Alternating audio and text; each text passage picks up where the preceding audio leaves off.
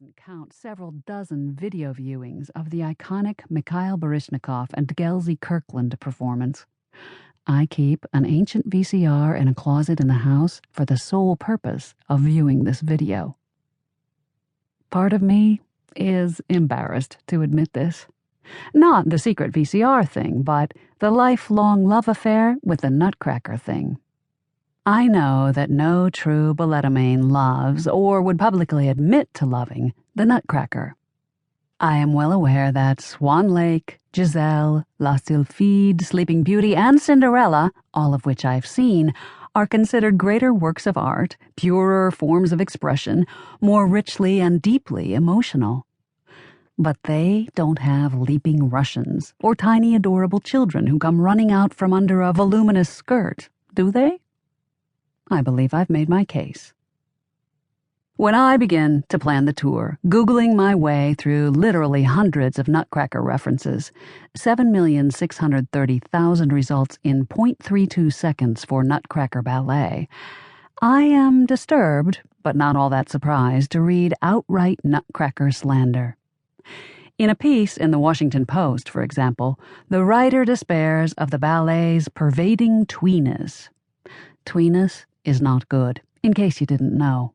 I didn't know, I had to look it up. It's a Britishism meaning sweet or cute in a way that is silly or sentimental. Hard to argue with that.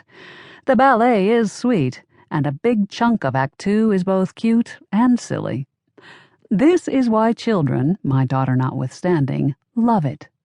And sentimental is not necessarily a bad thing. Sentimental can be tender and nostalgic without being cloying, can't it? I say yes.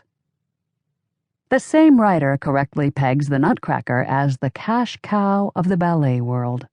Apparently, it is not just my favorite ballet. It is everyone's favorite ballet, as in everyone in the United States, as in everyone in the world. It is the most popular ballet on the planet.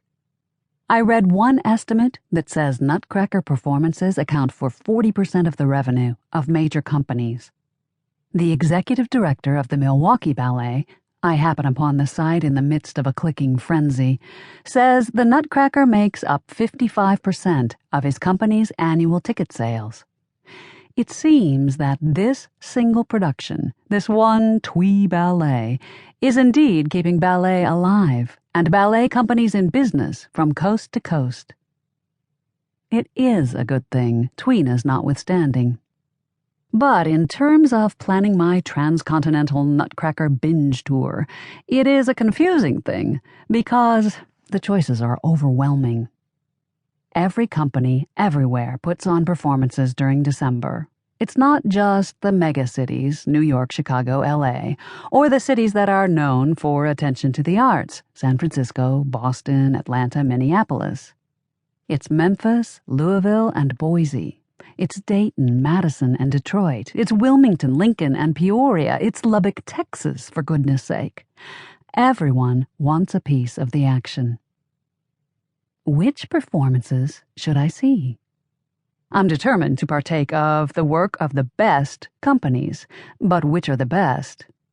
This seems like one of those questions made for my friend Siri, but she leads me down crooked paths. Where art is concerned, subjectivity reigns, and in the ballet universe of state and city-branded companies, regional loyalties are ferocious. That said, I find general agreement about the excellence of New York City Ballet, NYCB, American Ballet Theatre, ABT, and the Joffrey Ballet. They go to the top of my list. After that, the field opens up. Houston, Miami, Boston, San Francisco, Pacific Northwest, Pennsylvania, Atlanta, Milwaukee, Washington, Colorado. I have to make tough choices. More digging. 2 conversations with 20-something ballerinas I know, a hard look at performance schedules, logistics, and the cost of airline tickets, and I narrow the tour to 6, NYCB, ABT, and Joffrey, with the addition of Boston, San Francisco, and, even though it didn't make anyone's top 10, Eugene Ballet Company, because it is the home team, and because it is unbreakable tradition.